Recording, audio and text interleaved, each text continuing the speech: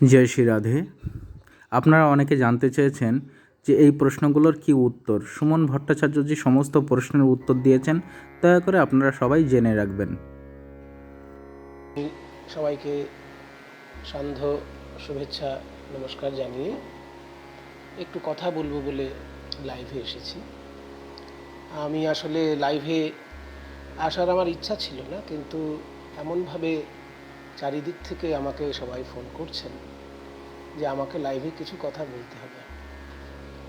যেমন নবদ্বীপ ধাম থেকে আমাকে ফোন করেছেন, গৌড়ীয় মঠ থেকে আমাকে ফোন করেছেন, চৈতন্য গৌড়ীয় মঠ থেকে, এবং রাধাকুণ্ডের যারা সর্বত্যাগী বৈষ্ণব বাবাজি বৃন্দ, তাদের মধ্যেও দুজন আমাকে ফোন করেছেন, আরও অজস্র ফোন। তো সেটার যেটা মূল বক্তব্য, যে চৈতন্য চরিতামৃত নিয়ে যে একটা বিতর্ক উঠেছে, যেটা প্রামাণ্য কি না,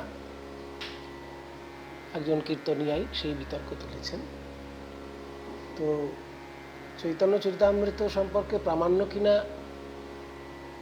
সব থেকে ভালো উদাহরণ তো তার সম্পর্কে একটা কাহিনী আছে, যে সমস্ত গ্রন্থের ঊর্ধ্বে তার স্থান হয়েছে। এবং নবদ্বীপ ধাম থেকেই একজন গোস্বামী পাদ প্রকাশ করেছেন এই ফেসবুক ভিডিওতেই, যে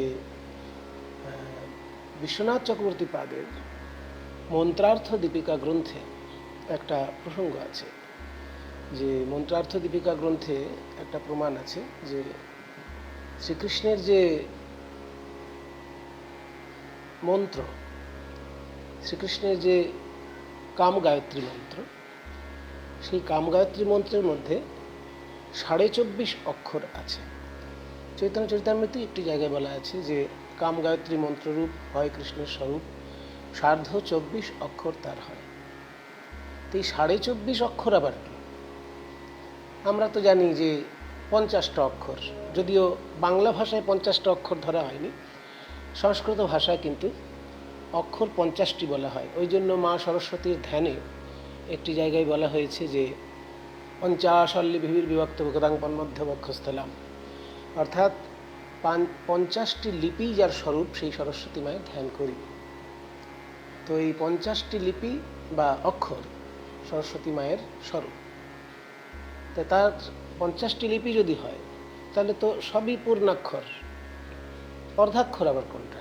অর্ধাক্ষর তো হতে পারে না।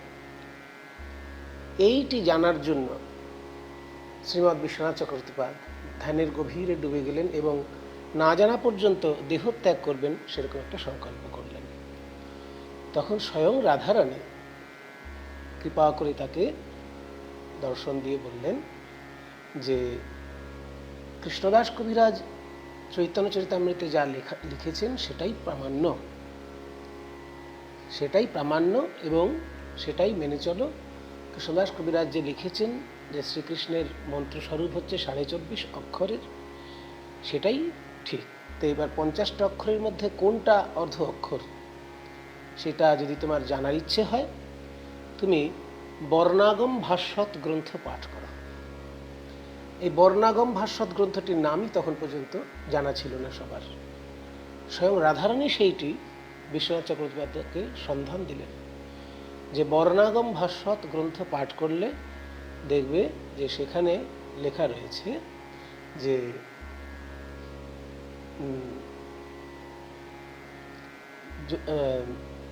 যেখানে বর্ণাগম ভাষ্যতে দেখবে সেখানে লেখা রয়েছে যে মকারান্ত বকারেণ চার্ধাক্ষরম প্রকীর্তিতম,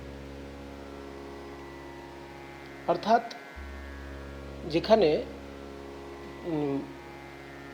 মকারান্ত বকারেণ, যেখানে জফলর পরে ব থাকবে, সেখানে ওই জফলটাকে অর্ধাক্ষর ধরতে হবে। তো এইটা দেখতে পেয়ে দেখা গেল যে যেটা কামদেবের গায়ত্রী মন্ত্র, সেটাই শ্রীকৃষ্ণের গায়ত্রী মন্ত্র। তো সেখানে একটা জফলা আছে, জফলা নয়, অন্ত্যস্ত। হ্যাঁ, তো সেই অন্ত্যস্তটা অর্ধ অক্ষর হবে। তো সেইটা যখন তিনি জানতে পারলেন ধ্যানের মধ্যে দিয়ে, সেইটাই প্রামাণ্য হিসেবে প্রতিষ্ঠিত হলো।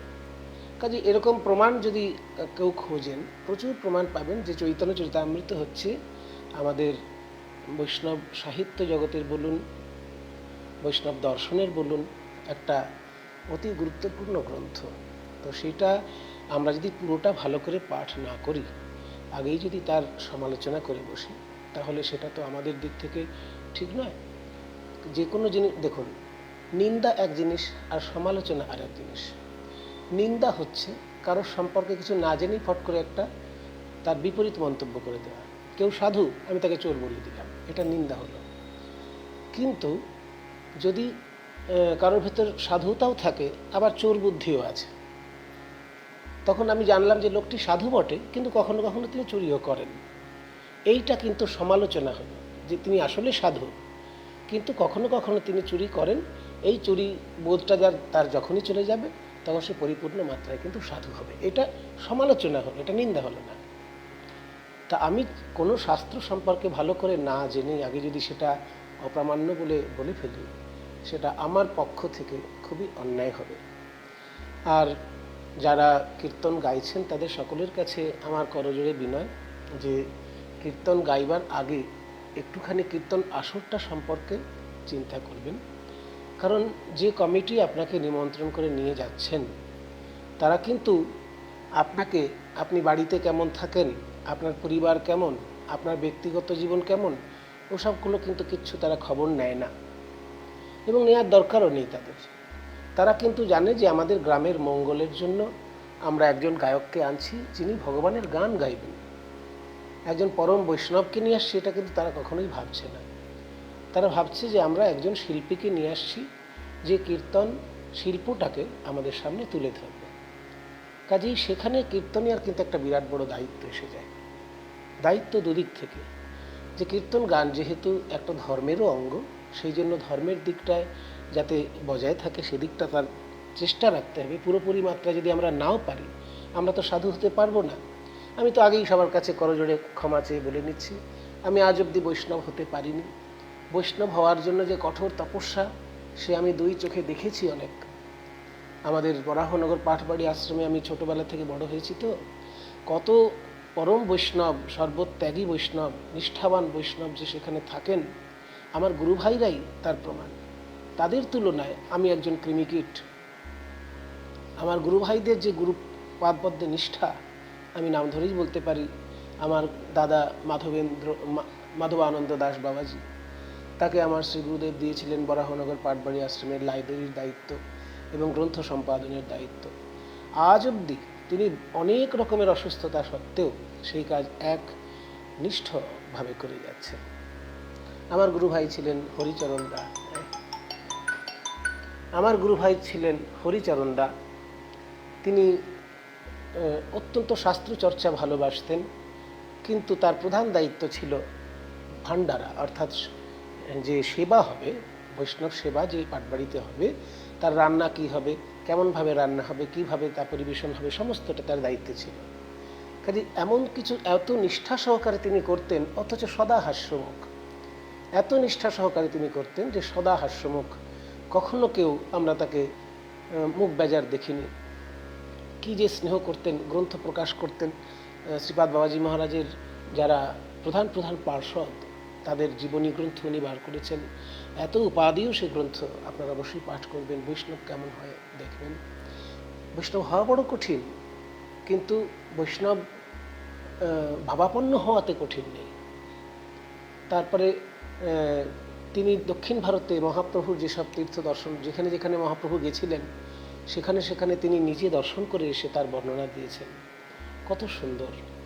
তো সেইগুলো দেখে, সেই সব গুরু ভাইদেরকে দেখে আমি কিন্তু তাদের সামনে সত্যিই লজ্জিত।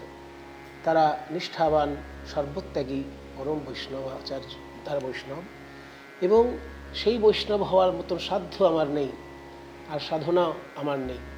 কিন্তু আমি গান বাজনা ভালোবাসি, আমি একটু গোস্বামীগণের গ্রন্থ একটু চর্চা করতে ভালোবাসি। সেইটার জন্যই আমি দেখেছি যে এই কীর্তনে এত বড় একটা ব্যাপার, যে এই ছোটোখাটো মাথার কাজ নয়। যার জন্য আমি যেটা করেছি সেটা আমি আপনাদেরকে পরামর্শ দিতে পারি, আমি কাউকে উপদেশ দেব না, কারণ উপদেশ দেওয়ার যুগ এটা নয়। কাউকে উপদেশ দিলেই সে ঘুরে আরও 10টা উপদেশ আমাকে দিয়ে দেবে, সেই জন্য উপদেশ দেওয়ার যুগ এটা নয়। আর তাছাড়া এটা বলাও হয়েছে শাস্ত্রে যে ছেলে যদি বড় হয় তাকে আর উপদেশ দেওয়া যায় না।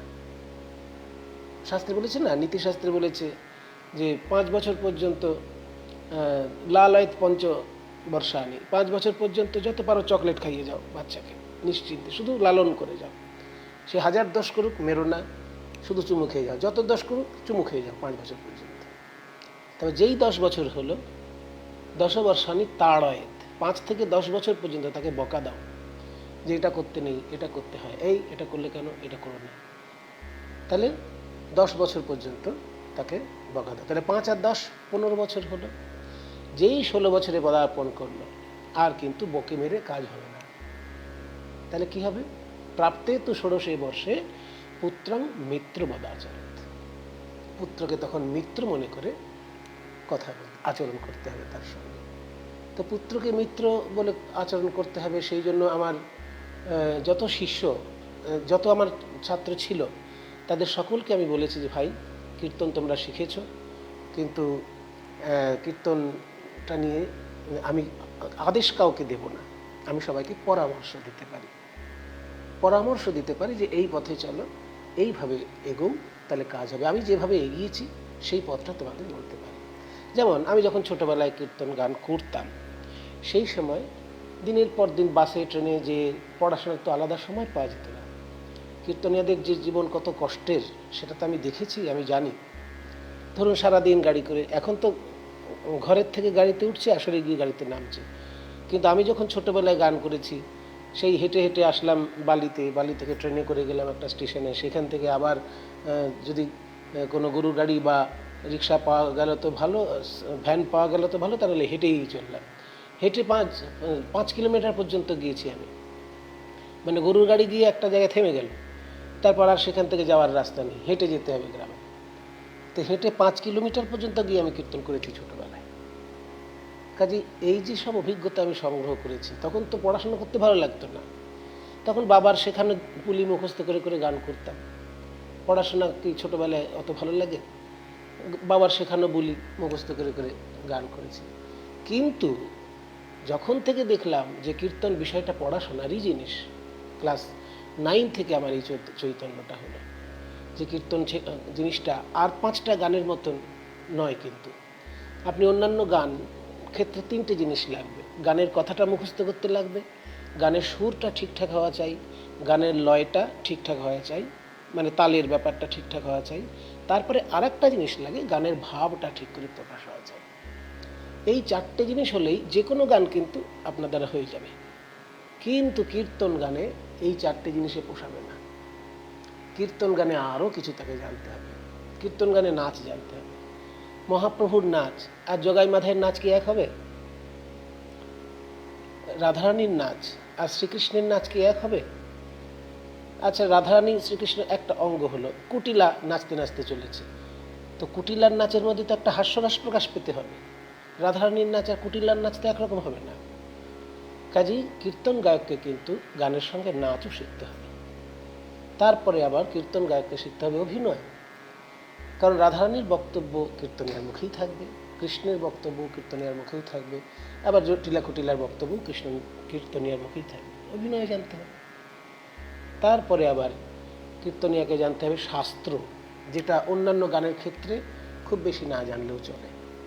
কীর্তনিয়াকে শাস্ত্র জানতে হবে, কারণ যারা আসরে বসে আছে তারা সবাই মূর্খ, এটা আমি যেন ভেবে না আনি।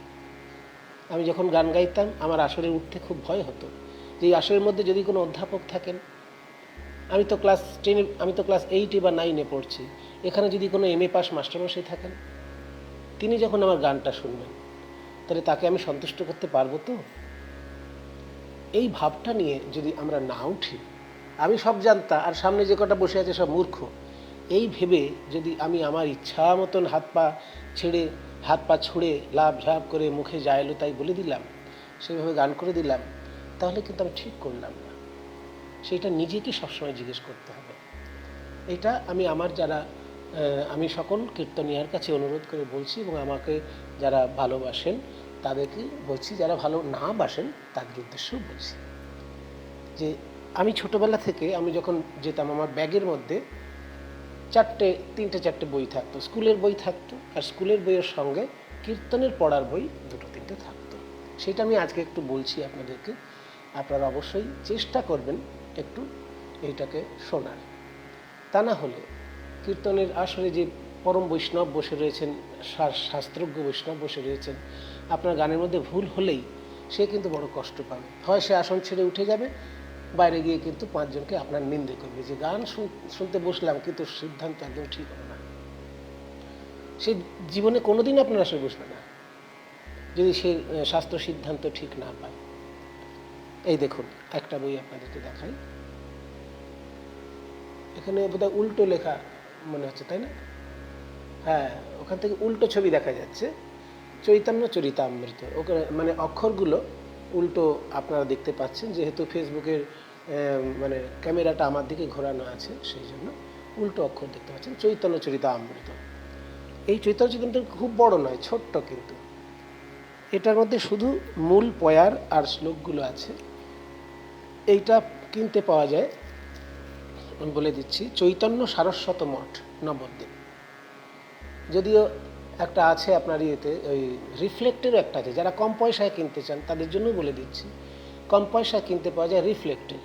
কিন্তু রিফ্লেক্টের বইটার মধ্যে বেশ কিছু প্রিন্টিং মিস্টেক থাকার জন্য একটু প্রামাণ্যের অসুবিধে হয়ে যায়। এটা যেহেতু গৌড়ীয় মঠ থেকে প্রকাশিত, চৈতন্য সারস্বত মঠ, নবদ্বীপ, তারা কিন্তু বার করেছেন এই ছোট্ট চৈতন্য চরিতামৃত, মোটা মোটা অক্ষর, দেখতেও সুন্দর, পড়তেও সুন্দর।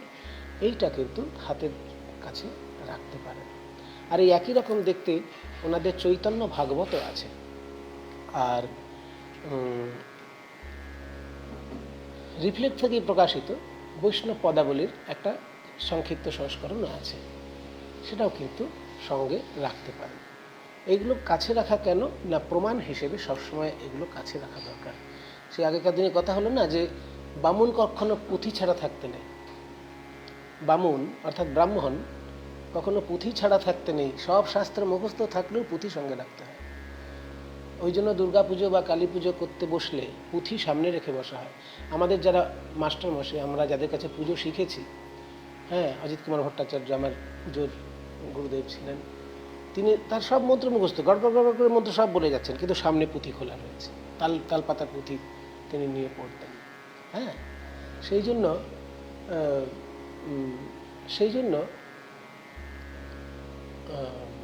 পুঁথি ছাড়া কিন্তু ঠিক হবে না। তো চৈতন্য চরিতামৃত গ্রন্থটা এই ছোট সংস্করণ যেটা পাওয়া যায়, সব শ্লোকই আছে, সব পয়ারই আছে, তাতে শুধু শ্লোকগুলোর অনুবাদ আছে, পয়ারগুলোর বিশ্লেষণ নেই। এবার বিশ্লেষণটা জানার জন্য কিন্তু আপনাদের একটা বড় বই বাড়িতে রাখা উচিত।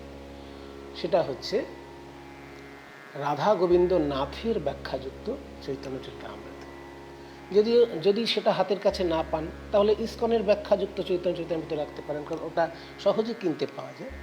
ইসকনের ব্যাখ্যাযুক্ত চৈতন্য চরিতামৃত সেটা সহজে কিনতে পাওয়া যায়। ইসকন সম্প্রদায়কে আমি ধন্যবাদ জানাই, কারণ তারা ইংরাজিতে পুরো চৈতন্য চরিতামৃতটা অনুবাদ করে সারা পৃথিবীতে প্রচার করেছে। আমার কাছে যেটা আছে সেটা মানে সিঙ্গাপুর থেকে বেরিয়েছে, মানে প্রকাশিত, মানে প্রিন্টেড সিঙ্গাপুরে, কিন্তু ইসকন সম্প্রদায়ের দ্বারাই সেই চৈতন্য চরিতামৃত ব্যাখ্যাসহ ইংরেজিতে একদম ট্রান্সলেটেড হয়ে সারা পৃথিবীতে প্রচার পেয়েছে। কাজেই আমাদের বাংলার বৈষ্ণব সমাজের এবং বাংলার সংস্কৃতির এবং বাংলা সাহিত্যের যে একটা সর্বশ্রেষ্ঠ আকর গ্রন্থ চৈতন্য চরিতামৃত, সেটা ইংরাজিতে ট্রান্সলেটেড হয়ে সারা পৃথিবীতে প্রচার পেয়েছে ইসকনের জন্য। সেই জন্য হাতের কাছে যদি ইসকনের বইও পান অবশ্যই পড়বেন, কিন্তু আরও ইন ডিটেলস যদি কারোর জানার ইচ্ছে থাকে তাহলে রাধা গোবিন্দ নাথের ব্যাখ্যাযুক্ত চৈতন্য চরিতামৃতটা বাড়িতে রাখবেন। ওটা নিয়ে ঘুরতে পারবেন না, কারণ 6 খণ্ডের বই, অনেকগুলো খণ্ড, সেই বওয়া সম্ভব না। সেই জন্য বওয়া যেটা সম্ভব একদম ছোট্ট গীতার মতন চৈতন্য চরিতামৃত, এইটি আপনারা অবশ্যই আশা করি সঙ্গে রাখবেন। আর চৈতন্য চরিতামৃততে যে কথাগুলি লেখা আছে সেইগুলো আগে আমাদের জানা দরকার, তারপর তার সমালোচনা করলে ভালো হয়। তো চৈতন্য কিছু কিছু যে যুক্তি, যেমন তুলসী মিথ্যাবাদী, সেই জন্য আমি তুলসীকে কণ্ঠে ধারণ করি না, এই কথাটি অত্যন্ত মানে মর্মে আঘাত দেওয়ার একটি কথা। অনেকে হয়তো এর সঙ্গে তুলনা করে ফেলবে মীরাবাইয়ের একটি ভজনের একটা গানের লাইন। মীরাবাই ভজনের মধ্যে বলেছেন যে তুলসী পিন্ধে হরি মিলে তো मैं পিন্ধু কুন্দা और ঝাড়, অর্থাৎ তুলসীর মালা পরলে যদি হরিচরণ পাওয়া যায় তাহলে আমি তুলসীর ঝাড় গলায় পরব। এইটা কিন্তু মীরাবাই বলেছেন এমন নয় যে তুলসী মালা যাদের গলায় আছে তারা খুলে ফেলে দাও, তা কিন্তু নয়। এই জন্য নয়, তার কারণ হচ্ছে যে ওই জন্য কিন্তু মীরাবাই বলেননি। মীরাবাই বলেছেন এই কারণে যে শুধুমাত্র তুলসী মালায় হরিপাদ পদ্ম লাভ হওয়া অসম্ভব। অন্তরে যদি কাজের মধ্যে যদি নিষ্ঠা না থাকে, আর দয়া করে আজকে আমাকে কেউ গানের অনুরোধ করবেন না, কারণ আজকে আমি গান গাইতে বসিনি। আজকে আমি আমার যারা কীর্তনিয়া ভাই, আমার যারা ছোট ছোট ছেলে মেয়েরা, যারা আমার সন্তান স্বরূপ, তাদেরকে আমি সকলকে, এবং যারা আমার দাদা আছেন, যারা আমার কাকাবাবু আছেন, সকলকে আমি আমার তরফ থেকে কিছু কথা বলতে আজকে এখানে একটু লাইভে বসেছি। গান আজকে আমি গাইব না। তো যেটা বলছিলাম যে ওই যে মীরাবাইয়ের কথার সঙ্গে যদি তুলনা করে ফেলেন তাহলে কিন্তু বিপদ। মীরাবাই বলেছেন যে তুলসীর মালা পরলেই যদি হরিচরণ পাওয়া যায় তাহলে আমি তুলসীর ঝাড় পরবো। এটার অর্থ এই নয় যে তুলসীর মালা খুলে ফেলে দাও, তা কিন্তু নয়। অর্থ হচ্ছে যে মীরা কহে বিনা প্রেম সে না মিলে নন্দলালা। হৃদয়ে যদি প্রেম না থাকে নন্দলালার প্রতি, তাহলে নন্দলালাকে পাবে না যতই তুলসী মালা পড়ো। এইটা বলার জন্য উনি তুলসী মালা প্রসঙ্গটা টেনেছেন। এবার তুলসী মিথ্যাবাদী হলো কি করে, সেই প্রসঙ্গে অনেকেই রামায়ণের একটি প্রসঙ্গ তুলে আনবে, যে রামায়ণের একটি প্রসঙ্গ তুলে আনবেন যে রামায়ণে তো সীতা দেবী যখন ওই পিণ্ডদান করছেন, সেই সময় তুলসী, ফল্গু নদী এবং ব্রাহ্মণ আর বটবৃক্ষ এদেরকে সাক্ষী রেখে সীতা দেবী পিণ্ডদান করেছিলেন, এবং দশরথ রাজার প্রেতাত্মা সেই পিণ্ডদান নিয়ে এসেছিলেন। এই প্রসঙ্গে আমি একটু বলি যে কোনো একটা শাস্ত্র পড়ে চট করে সেই শাস্ত্রের রেফারেন্স দেওয়ার আগে কিন্তু 10-12 আমাদের ভাবতে হবে। কৃত্তিবাসী রামায়ণে তুলসীর এই সাক্ষী দেওয়ার প্রসঙ্গটা থাকলেও মূল বাল্মীকি রামায়ণে কিন্তু সেই প্রসঙ্গ নেই। সেই জন্য আমাদের সাবধান হয়ে কথা বলতে হবে সবসময়। একটার সঙ্গে আরেকটা পড়ে তবে মিলিয়ে কথা বলতে হবে। তুলসী যে সাক্ষী দিয়েছিল যে যখন রামচন্দ্র এলো পরে, তখন তুলসী বলেছিল যে না, সীতা দেবী পিণ্ড দেয়নি। ব্রাহ্মণ বলেছিল সীতা দেবী পিণ্ড দেয়নি। ফল্গু নদীও বলেছিল সীতা দেবী পিণ্ড দেয়নি। বট গাছ বলেছে হ্যাঁ দিয়েছে। কিন্তু এই প্রসঙ্গটা কৃত্তিবাসের ধ্যানলব্ধ, সকল্প কল্পিত কথাটা আমি প্রয়োগ করব না, কারণ মহৎ সম্পর্কে কোনো কথা বলতে গেলে 100 বার ভেবে চিনতে বলতে হয়। যেমন রবীন্দ্রনাথ ঠাকুর বলেছেন যে ওগো কবি, তোমার রচিত যে অযোধ্যা, আসল অযোধ্যার থেকেও সেটা বেশি সত্য। এসব কথা অনেক ঊর্ধ্বে, অনেক উঁচুতে চিন্তা ভাবনার জিনিস, এগুলো আমাদের মাথায় ঢুকবে না। কবি যখন কিছু চিন্তা করে লেখেন, সেই লেখার একটা বিরাট বড় গুরুত্ব আছে। সেই হিসেবে কৃত্তিবাস ওঝা যা লিখেছেন সেটা অবশ্যই শ্রদ্ধেয়, কিন্তু বাল্মীকি রামায়ণের উপরে তো তাকে আমরা চিন্তা করতে পারবো না। বাল্মীকি রামায়ণে যেটা বলা হয়েছে যে শ্রী রামচন্দ্র এবং সীতাদেবী লক্ষ্মণ সবাই মিলে পিতৃতর্পণ করেছিলেন মন্দাকিনী নদীর তীরে, ফল্গু নদীর তীরে নয়। মন্দাকিনী নদীর তীরে চিত্রকূট পর্বতে। সে জায়গাটাও গয়া নয়, পুরো জায়গা আলাদা, মানে স্থান কাল পাত্র সবই এদিক ওদিক। ওটা হয়েছিল চিত্রকূট পর্বতের কাছে একটা নদী আছে, তার নাম মন্দাকিনী নদী। সেইখানে দিয়েছিলেন শ্রীরামচন্দ্র পিণ্ড, এবং সেইটা ঘুরে গিয়ে কৃত্তিবাস ওঝার রামায়ণে কিন্তু ওই গয়াতে ব্যাপারটা এসেছে, গয়াতে ব্যাপারটা চলে এসেছে। তাহলে কি আমরা কৃত্তিবাসকে অসম্মান করব বা ফেলে দেব? তা নয়। কারণ আমাদের বৈষ্ণব জগতে একটা যখনই শাস্ত্রবিরোধ হয়ে যায় কোথাও, সেখানে সিদ্ধান্ত দেওয়া হয়েছে যে কালান্তরে, যুগান্তরে এবং স্থানান্তরে সেটা চিন্তনীয়। কালান্তরে, ব্রহ্মাণ্ডান্তরে, মানে অন্য কোনো ব্রহ্মাণ্ডে যখন রামলীলা হচ্ছে বা অন্য যুগে যখন রামলীলা হবে, তখন হয়তো গয়া এসে পিণ্ডদানের প্রসঙ্গ সেখানে হতে পারে। কাজে একই ঘটনা, একই ভগবান, একই অবতারের ক্ষেত্রে যদি 2-3 রকমের থাকে, তখন সেটা যুগান্তরে ভাবতে হয় যে এই যুগে হয়তো হয়নি, আগের যুগে হয়েছে, বা পরে যখন আবার এই লীলা হবে তখন এটা হতে পারে। তাই যুগান্তরে সেটা ভাবতে হয়, বা অন্য ব্রহ্মাণ্ডে ভাবতে হয় যে আমাদের ব্রহ্মাণ্ডে হয়তো এই ঘটনাটা ঘটেনি, কিন্তু শাস্ত্রে যেহেতু বলা আছে অন্য ব্রহ্মাণ্ডে যখন ভগবান লীলা করেছেন সেইখানে ঘটেছে। এটা একটা শাস্ত্রীয় যুক্তি। যদি দুটো শাস্ত্রের মধ্যে বিরোধ ঘটে যায়, তখন এইগুলো কাজে লাগে। সেই জন্য এই তুলসীর যে মিথ্যা কথা বলা, এটা কিন্তু মূল বাল্মীকি রামায়ণে নেই। সেই জন্য সেই প্রসঙ্গটা আমরা ওইটা চিন্তাই করব না যে তুলসী মিথ্যা বলেছেন বলে আমি তাকে কণ্ঠে পড়ছি না, তা নয়। আর একটি কথা, যে হনুমান বেঁচে আছেন, তবুও তিনি কি করে মুরারিগুপ্ত হলেন? এবার হনুমান যদি বেঁচে থাকেন তবুও তিনি মুরারিগুপ্ত, কলিযুগে 10 জন কিন্তু বেঁচে আছেন। 10 জনের মৃত্যু আমাদের যুগেও হয়নি, তারা আগে থেকেই বেঁচে আছে। সেই 10 জন হচ্ছেন শ্রী বিষ্ণু কাক মার্কণ্ডী অশ্বত্থামা ব্যাস বলি বিভীষণ মারুতিশ্চ কৃপস্য ভাগবস্তথা। এই যে শাস্ত্র আমাদেরকে বলছে 10 জনের কখনো মৃত্যু হবে না, সেই 10 জনের মধ্যে মারুতি রয়েছে। মারুতি মানে হনুমান। হনুমান চিরকাল অমর, মরবে না। তাহলে সে কি করে মুরারিগুপ্ত হলো? খুব সুন্দর। এগুলো কিন্তু খুব সাধারণ মানুষের যুক্তি, এগুলো শাস্ত্রজ্ঞ পণ্ডিতের যুক্তি না, এগুলো সাধারণ মানুষের যুক্তি। যে যখন একজন বেঁচে রয়েছে, সে আবার কি করে অবতার হলো? এখানে উত্তর দিতে হবে শঙ্করাচার্যের জীবনী থেকে। শঙ্করাচার্য যখন তর্ক করতে গিয়ে মণ্ডন মিশ্রের স্ত্রী বললেন যে আপনি কামশাস্ত্র সম্পর্কে কি জানেন, আপনি তো সন্ন্যাসী মানুষ, আমার সঙ্গে আগে কামশাস্ত্র নিয়ে আলোচনা করুন, কামশাস্ত্রের থেকে সন্ন্যাস ধর্ম শ্রেষ্ঠ কিনা আমাকে বুঝান দেখি। তখন শঙ্করাচার্য চিন্তা করলেন যে আমি সন্ন্যাসী মানুষ, কামশাস্ত্র নিয়ে কী করে এনার সঙ্গে আলোচনা করবো, আমি এই বিষয়টা কিছু জানি না। বলে ঠিক আছে, এই বিষয়ে আমি আপনাকে পরে এসে জানাবো।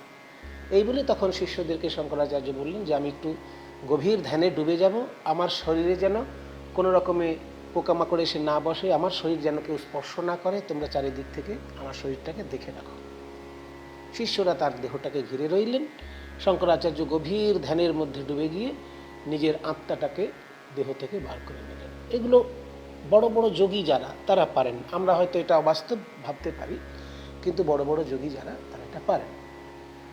নিজের দেহ থেকে আত্মাটাকে বার করে নিয়ে অমরু রাজা, অমরু বলে একজন রাজা ছিলেন, তিনি সবে সবে মারা গেছেন, তার দেহের মধ্যে সেই আত্মা প্রবেশ করতে অমরু রাজা আবার জেগে উঠেছে।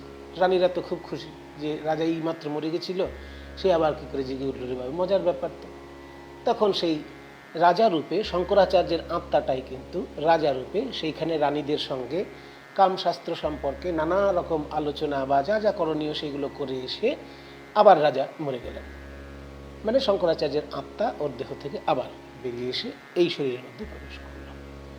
তাহলে শঙ্করাচার্য বেশি দিনের তো মহাপুরুষ নয়, আমাদের ভারতবর্ষের আচার্য। তার জীবনে যদি এরকম ঘটতে পারে যে একজন, তিনি বেঁচে থাকা সত্ত্বেও তার প্রাণটা দেহ থেকে গিয়ে আর এক রাজার মধ্যে গিয়ে সেই রাজাদের সঙ্গে, সেই রাজার রানীদের সঙ্গে তিনি লীলা খেলা আলোচনা সব কিছু করে এসে আবার নিজের দেহের মধ্যে প্রবেশ করলেন, তাহলে সেটা কেন হনুমানের ক্ষেত্রে হবে না? তিনি হয়তো কোনো জায়গায় গভীর ধ্যানে মগ্ন হয়ে আছেন, কিন্তু তার ইচ্ছা হয়েছে গৌরাঙ্গ লীলা রসাস্বাদন করার জন্য।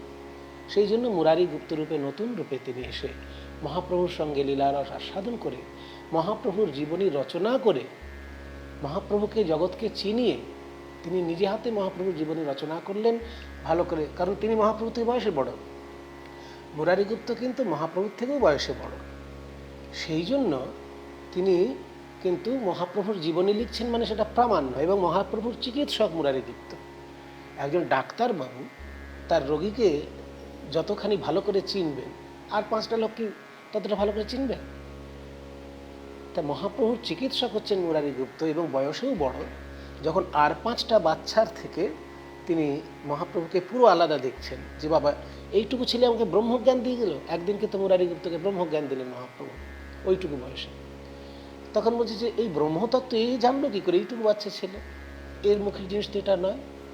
তাহলে নিশ্চয়ই আর 5টা ছেলের থেকে এ আলাদা। 5 বছর বয়সে যখন এই জ্ঞান, একে একটুখানি মানে আমাদের ভাষায় ফলো করতে হবে। তখন থেকে মুরারিগুপ্ত তার ভিতরে যা যা বিষয় দেখছেন যে আর 5টা ছেলের থেকে আলাদা, লিখতে লাগলেন ডায়েরির মতন করে। এই ডায়েরির মতন করে লিখলেন বলেই ওটার নাম হচ্ছে করচা। আমরা যেটাকে ডায়েরি বলি, বাংলা ভাষায় সেটাকে করচা বলে। সেই মুরারিগুপ্তের করচাটা সংস্কৃত ভাষায় লেখা, সেটাই হচ্ছে চৈতন্য লীলার আদি গ্রন্থ। সব থেকে প্রথমে কিন্তু সেটাই লেখা হয়েছে, সব থেকে প্রথম গ্রন্থ মুরারিগুপ্ত নিজে লিখেছেন মহাপ্রভুর জীবনী, সেইটা করচার মতন ওই ডায়েরিটা। তো সেইটা অনুসরণ করে পরবর্তীকালে চৈতন্য ভাগবত বলুন, চৈতন্য চরিতামৃত বলুন, চৈতন্য মঙ্গল বলুন, আরও সমস্ত কিছু সেটাকে অনুসরণ করে লেখা। কাজেই তিনি হনুমান পূর্বজন্মে, কারণ তিনি রাম সেবক ছিলেন। মহাপ্রভু নিজে বলেছিলেন মুরারিগুপ্তকে যে তুমি রাম সেবা, রামকে ধ্যান না করে একটু কৃষ্ণ ধ্যান করো না। তখন যে নিমাই তুমি যখন বলছো, হ্যাঁ তোমাকে তো অনেক লোক ভগবান হিসেবে মানে, তা তুমি যখন বলছো আমি একটু চেষ্টা করে দেখি। এই বলে তিনি যখন চেষ্টা করতে গেলেন, সারা রাত্রি কৃষ্ণের হাজার হাজার মন্ত্র বললেন, কোনো মতেই কৃষ্ণকে হৃদয় মাঝে দেখতে পেলেন না। সকালবেলা এসে বলছেন যে নিমাই তুমি বলেছো বটে, আমি চেষ্টাও করেছি সারা রাত্রি ধরে শ্রীকৃষ্ণ চন্দ্রকে একবার হৃদয়ে ধ্যান করার, কিন্তু শ্লোকই বলে গেছি, আউড়ে গেছি এক কথায়, আমি তাকে হৃদয়ে কিছুতেই দেখতে পাইনি। কাজে আমি ওই শ্রী রামচরণ ছেড়ে অন্য কিছু ভাবতে পারবো না। তখন মহাপ্রভু মুরারিগুপ্তকে জড়িয়ে ধরলেন যে তোমার ভিতরে এই নিষ্ঠাটা জানার জন্যই আমি তোমাকে এই কথা বলেছিলাম।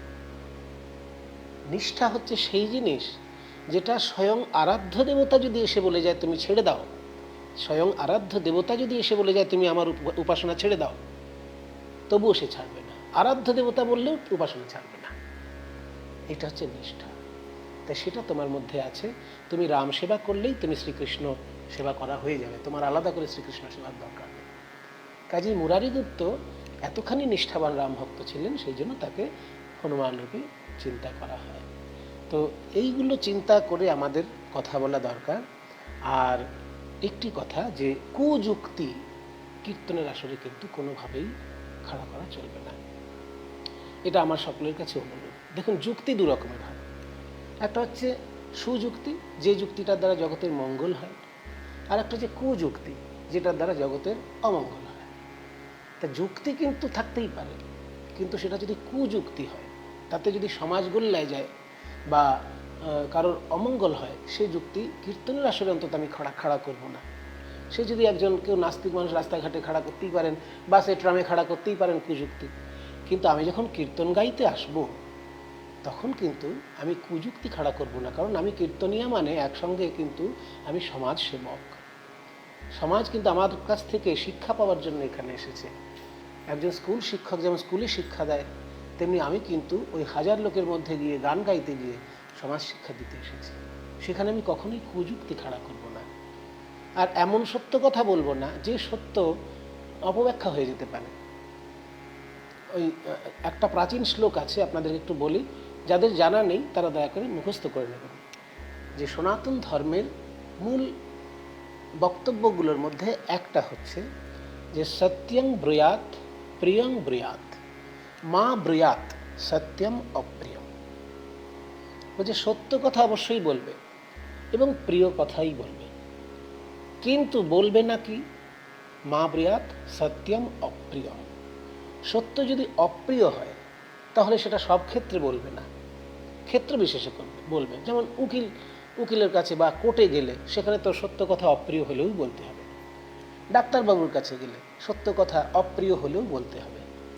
শ্রী গুরুদেবের কাছে যখন যাবেন, আপনার সমস্যা যখন জানাবেন, তখন সত্য কথা অপ্রিয় হলেও বলতে হবে। কাজেই ডাক্তার, উকিল, গুরুদেব এই সব জায়গায় ভগবানের কাছে যতই অপ্রিয় সত্য হোক সেটা আপনি অবশ্যই বলতে পারেন, কিন্তু এমন অপ্রিয় সত্য লোকের মধ্যে বলে ফেলবেন না যাতে সমাজ গোল্লায় যেতে পারে। যেমন আমি এই পৃথিবীতে আসলাম কি করে, সেটা আমার বাবা মার একটি কর্মফলে তো আমি পৃথিবীতে এসেছি। তো সেটা কি আমি ওই ঠেলাওয়ালা, রিক্সাওয়ালা, ফুচকাওয়ালার কাছে গিয়ে গল্প করব? সেটা তো পরম সত্য একটা, যে বাবা মার একটা ক্রিয়াকাণ্ডের ফলে আমার পৃথিবীতে আবির্ভাব হয়েছে। তো সেটাকে আমি ঠেলাওয়ালার কাছে গল্প করব, না রিক্সাওয়ালা ফুচকাওয়ালার কাছে গিয়ে গল্প করব? কিন্তু আমি যদি জীবন বিজ্ঞানের মাস্টারমশাই হই, ছাত্র যখন আমার কাছে জানতে আসবে জননতন্ত্র কাকে বলে, তখন আমি তাকে বলবো, আমি তখন তাকে বুঝাবো যে কিভাবে আমার জন্ম হয়েছে, কিভাবে তোমার জন্ম হয়েছে, কিভাবে সারা পৃথিবীতে মানুষ জন্ম নিয়েছে, সেটা বলার ক্ষেত্র আছে। সেই জন্য বলছেন যে সত্যং ব্রিয়াত প্রিয়ং ব্রিয়াত, মা ব্রিয়াত সত্যং অপ্রিয়ম। অপ্রিয় হলেও সত্য কথা সব জায়গায় বলবে না, এমন সত্য বলবে না যেটা গিয়ে গোল্লায় চলে যাবে। যেমন মহাপ্রভুর তিরোভাব নিয়ে যে কথাটা উঠছে, যে মহাপ্রভুর তিরোভাব নিয়ে কৃষ্ণদাস কবিরাজ পরিষ্কার করে বলেননি কেন? তাহলে তো আমি প্রশ্ন করছি যে নেতাজি সুভাষের তিরোধান সম্পর্কে আমরা এখনো পরিষ্কার জানি না কেন? মহাপ্রভুর তিরোধান তো শত শত বছর আগে। নেতাজি সুভাষ তো সেদিনকার মানুষ, সেদিনকার মানুষ, যে সময় বিজ্ঞানের প্রচুর উন্নতি হয়েছে, মানুষ আকাশে উড়ছে, সেই সময়কার মানুষ হচ্ছেন আমাদের নেতাজি সুভাষচন্দ্র। কিন্তু তার অন্তর্ধান রহস্য আজ অবধি আমাদের কাছে পরিষ্কার হলো না। আর 500 বছর আগে মহাপ্রভুর অন্তর্ধান রহস্য পরিষ্কার হলো কি না, সেইটা নিয়ে গবেষণা করতে গিয়ে কেউ যদি গুম হয়ে যায়, সেটা গবেষণা করতে গিয়ে হয়ে যায়। কখনো গবেষণা করতে গিয়ে বহু লোক প্রাণ হারিয়েছেন, এমন হয়েছে। এভারেস্ট জয় করতে গিয়ে সবাই কি জয় করতে পেরেছে? জয় করতে গিয়ে বহু লোক প্রাণ হারিয়েছেন। কিন্তু তার জন্য উড়িয়ারা পিটিয়ে মেরেছে এই একটা মত আমি প্রতিষ্ঠা করে দেবো, আর হাজার হাজার উড়িষ্যাবাসী যারা গৌরাঙ্গ ভক্ত, তাদের হৃদয়ে আঘাত লাগবে, সেটা কি ঠিক হবে? সেটা তো ঠিক হবে না। যদি এমন সত্য হয়েই থাকে, আমি তর্কের খাতিরে ধরে নিলাম যে উড়িষ্যাবাসীরা মহাপ্রভুকে পিটিয়ে মেরেছে, আমি তর্কের খাতিরে তাই ধরে নিলাম। কিন্তু উড়িষ্যায় তো লক্ষ লক্ষ কোটি কোটি মানুষ মহাপ্রভুকে ভালোবাসেন। তা বলে কি আমি উড়িষ্যাবাসীদের শত্রু করে ফেলবো? কেন শত্রু করে ফেলবো? শ্রীকৃষ্ণের তো একজন জরা ব্যাধের স্বরাঘাতে শ্রীকৃষ্ণের ভূপাতিত হয়েছিলেন, দেহত্যাগ করেছিলেন। তাহলে শ্রীকৃষ্ণকে একজন ব্যাধ মেরেছিল বলে সারা পৃথিবীর যত ব্যাধ আছে সবাইকে গুলি করে হত্যা করে দেবো? সেটা তো করবো না, কারণ সেটা শ্রীকৃষ্ণের লীলা। যে শ্রীকৃষ্ণ বাঁ হাতে গিরিগোবর্ধন উপরে তুলে ধরেছেন, তিনি ইচ্ছা করলে ওই জরা ব্যাধের একদম যা খুশি তাই করে দিতে পারতেন, কিন্তু তিনি করলেন না কেন? তিনি ওটা লীলা, তার হাতেই তিনি যাবেন। তাহলে শ্রীকৃষ্ণ যদি জরাব্যাধের স্বরাঘাতে দেহত্যাগ করতে পারেন, সেটা যেমন তার লীলা, মহাপ্রভু যেভাবেই অন্তর্হিত হন না কেন, তিনি জগন্নাথেই বিলীন হন, তিনি গোপীনাথেই বিলীন হন, তিনি সমুদ্রেই বিলীন হন, আর কেউ যদি তাকে গুমও করে, সেটা সবটাই তার লীলা। এইটা চিন্তা করে আমরা কিন্তু সত্য কথা এমনভাবে বলবো না যে সেই সত্যের দ্বারা সমাজ সংস্কার সব কিছু ক্ষতিগ্রস্ত হবে। হ্যাঁ, তারপরে আরেকটি কথা, কীর্তনের আসরে দাঁড়িয়ে ভাষাটা কিন্তু খুব সুন্দরভাবে বলতে হবে। কারণ কীর্তনের যে আসরটা আপনি দাঁড়িয়েছেন, আমি কেন, আপনি কেন, আমাদের সকলেরই, যাদের আমার সৌভাগ্য হয়েছে কীর্তনের আসরে দাঁড়িয়ে ভগবানের লীলা গাইবার, জানতে হবে আমাদের বহু জন্মের ভাগ্যের ফলে কিন্তু আমরা ওই জায়গাটায় দাঁড়াতে পেরেছি। ওই জায়গাটি আমাদের জন্য নয়, ওই জায়গাটি কার জন্য? যদি বসে হরিকথা প্রচার করা হয়, সুর তাল যন্ত্র বাদ দিয়ে বসে যদি হরিকথা প্রচার করা হয়, তাহলে সেটা সুখদেব গোস্বামীর আসন। কীর্তন হচ্ছে দু রকমের, সুখ কীর্তন আর নারদ কীর্তন। যদি বসে ব্যাখ্যা প্রদান করে হরিকথা প্রচার করা হয়, সেটা কিন্তু ব্যাসদেবের আসন, সেই আসনে সুখদেব গোস্বামী বসেছেন। কাজে আপনি যখন বসছেন, আপনি কিন্তু সেই ব্যাসদেবের আসনে বসেছেন বা সুখদেবের আসনে বসেছেন। সুখদেব গোস্বামীর যা গুণ, তার বিন্দুমাত্র কিন্তু আমার মধ্যে নেই। কারণ সুখদেব গোস্বামী সম্পর্কে যেটা আমরা শুনতে পাই, যে 16 বছর তিনি মাতৃগর্ভে থেকে ভাগবত পুরো হৃদয়স্থ করে তবে তিনি বাইরে এসেছেন। তার তীব্র বৈরাগ্য দেখে গাছরা পর্যন্ত তাকে জয়ধ্বনি করেছিল। যং প্রব্রজন্তমনুপেতমপেত কৃত্যম দ্বৈপায়ন বিরহ কাতর আজুহাব পুত্রেদি তন্ময়তয়া তরবোভিনেদু স্তং সর্বভূত হৃদয়ং মুনিমানতোস্মি। এই মন্ত্র বলে ভাগবতের আসনে বসতে হয়। যখন সুখদেব গোস্বামী বিদায় নিচ্ছেন বাবা মার কাছ থেকে, তখন গাছেরা পর্যন্ত বিরহ কাতর হয়ে বলছে, আহা কি ছেলেকে আমরা হারাচ্ছি। গাছেরা পর্যন্ত কাঁদছে সুখদেব গোস্বামীর জন্য। কাজে ওই আসনটি তার, আমি যে সেখানে বসতে পেরেছি এ আমার কত জন্মের ভাগ্য ফলে। আর আমি যদি কীর্তন গাইবার অধিকার পাই, তাহলে আমি কিন্তু নারদ মুনির আসনে বসেছি। যখন নেচে গেয়ে যন্ত্র আদি সহযোগে কীর্তন হয়, নারদ মুনি যেমন প্রকাশ করতেন, সেটা হচ্ছে নারদ কীর্তন। কাজেই নেচে গেয়ে যদি আমি কীর্তন করি, তাহলে কিন্তু সেটা নারদ মুনির আসনে আমি বসেছি। সেই জন্য নারদ মুনির মতন ভাষা যদি আমি বলতে নাও পারি, বেদব্যাসের মতন ভাষাও যদি আমি বলতে নাও পারি, তাহলে আমাকে অন্তত যতটা সম্ভব ভদ্রস্থ ভাষা বলতে হবে। অভদ্র ভাষায় হরিকথা প্রচার করলে পারে মুনির শিরা কষ্ট পান। যে আসনে আমি গেছি সেই আসনটাকে মর্যাদা করা হয়। সেই জন্য আরেকটি কথা, যে কীর্তন তো ভজন রাজ্যের জিনিস, কিন্তু আমরা ভজনীয়া নই। আমি প্রফেশনাল দিকটাই বলছি। যারা মনে করুন পদাবলী সাহিত্য গেয়ে রাধাকৃষ্ণের লীলা চিন্তা করছেন, তারা কিন্তু অনেক উচ্চ স্তরের সাধক। রাধাকুণ্ডের যারা বৈষ্ণব বাবাজি, তারা দুপুরবেলায় রাধারানীর লীলা চিন্তা করেন, সকালবেলায় রাধারানীর লীলা চিন্তা করেন পদাবলী গাইতে গাইতে। কাজেই তারা যখন লীলা চিন্তা করে পদাবলী গাইছেন, সেটা অনেক উচ্চ স্তরের ভাবনা নিয়ে তারা গান গাইছে, তাদের উপাসনার অঙ্গ হিসেবে তারা গাইছেন। কিন্তু আমি যখন আসরে গিয়ে মনোরঞ্জনের জন্য কীর্তন গাইছি, আমি কিন্তু আর 5টা সঙ্গীতের মতন কীর্তন গান গাইতে যাচ্ছি। কেউ রবীন্দ্রসঙ্গীত গাইতে যায়, কেউ খেয়াল গাইতে যায়, কেউ বাউল গাইতে যায়, আমি তেমনি কীর্তন গাইতে যাচ্ছি। তাহলে আমার গানটা যদি আমার কাছে জীবিকা হয়, আমার গানটা যদি আমার কাছে রুজি রোজগারের একটা পথ হয়, সেখানেও তো আমার পরিপূর্ণ নিষ্ঠাটা চাই। মনে করুন আমি যদি একটা কেরানির চাকরি করি, আমাকে যদি কেউ ফাইল ভরতে দেয়, এই পুরনো ফাইল থেকে নতুন ফাইলে সব লেখো, তাহলে পুরনো ফাইলে যদি 100 টাকা লেখা থাকে, আমি কি না দেখি ওখানে 10,000 টাকা লিখে দেবো? পুরনো ফাইলে যদি 100 টাকা লেখা থাকে, আমি না দেখেই ফাইল দিয়ে ফিল আপ করে দিলাম। পুরনো ফাইলে 100 রয়েছে, আমি নতুন ফাইলে 10,000 লিখে দিলাম, তাহলে তো 9,900 টাকা আমাকে পকেট থেকে দিতে হবে। যদি আমি উদাসীনভাবে এবং অসতর্কভাবে ফাইল ভরার কাজও করি, 100 টাকাটাকে যদি 10,000 লিখে ফেলি, তাহলে তো 9,900 টাকা আমার পকেট থেকে চলে যাবে। হ্যাঁ, চাকরি মাথায় উঠবে। ঠিক তেমনি কীর্তন আমি যখন গাইতে যাচ্ছি, কীর্তন জিনিসটা কি, পদাবলী কেমন, পদকর্তা কেমন, যে শাস্ত্র নিয়ে আমি বলতে, কৃষ্ণলীলা জন্মলীলা যদি গাইতে যাই, কৃষ্ণের জন্মটি ভাগবতে কেমন বলা আছে, বিষ্ণু পুরাণে কেমন বলা আছে, সবটাই আমাকে একটু দেখে অবশ্যই আসতে হবে। তা নাহলে ওই 10 টাকা, তা নাহলে 100 টাকা 1000 টাকা 10,000 লিখে দিলে যেরকম কাণ্ড হবে, আমার কিন্তু সেই রকম কাণ্ড তলে তলে হয়ে যাবে, আমি বুঝতে পারবো না। সেই জন্য সকলের কাছে আমার অনুরোধ, যে আমি যদি এটা জীবিকা হিসেবেও দেখি, কারণ বৈষ্ণব তো আমাদের হওয়া সম্ভব না, কারণ যে বৈষ্ণব আমি 2 চোখে নয়ন ভরে দেখেছি, আমার গুরু ভাইদেরকে, আমার গুরুদেবের নাম জানতে চেয়েছেন কেউ, শ্রীমৎ বৈষ্ণবচরণ দাস বাবাজি মহারাজ, শ্রীমৎ রামদাস বাবাজি মহারাজের উনি শিষ্য ছিলেন।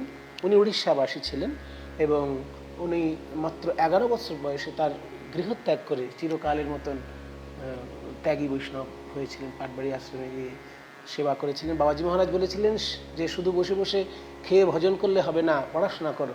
তাই তিনি পড়াশোনা করার জন্য বৃন্দাবনে গেছিলেন। 15টা বছর তিনি সংস্কৃত সাহিত্য নিয়ে পড়াশোনা করেছেন। একটা তীর্থ পাশ মানে একটা এর সমান। যারা সংস্কৃত পড়াশোনা করেছে তারা জানে যে একটা তীর্থ পাশ মানে, মনে করুন ব্যাকরণ তীর্থ বা কাব্য তীর্থ, একটা তীর্থ পাশ মানে একটা এর সমান। উনি কিন্তু 5টা তীর্থ পাশ করেছিলেন, পঞ্চতীর্থ পণ্ডিত ছিলেন, কিন্তু কোনোদিন জ্ঞানের অহংকার অভিমান কেউ তার মধ্যে দেখেনি। সবসময় হাসি মুখে সবার সঙ্গে মন খুলে কথা বলতেন। তাই সেই শ্রীমৎ আমার গুরুদেবের কৃপা করে আমাকে চরণে স্থান দিয়েছিলেন। আমি তার শিষ্য হবার যোগ্য নই, আমি তার মতন অত মহতের চরণধূলি পাবার যোগ্য নই, কিন্তু তিনি কৃপা করে আমাকে কোলে টেনে নিয়েছিলেন।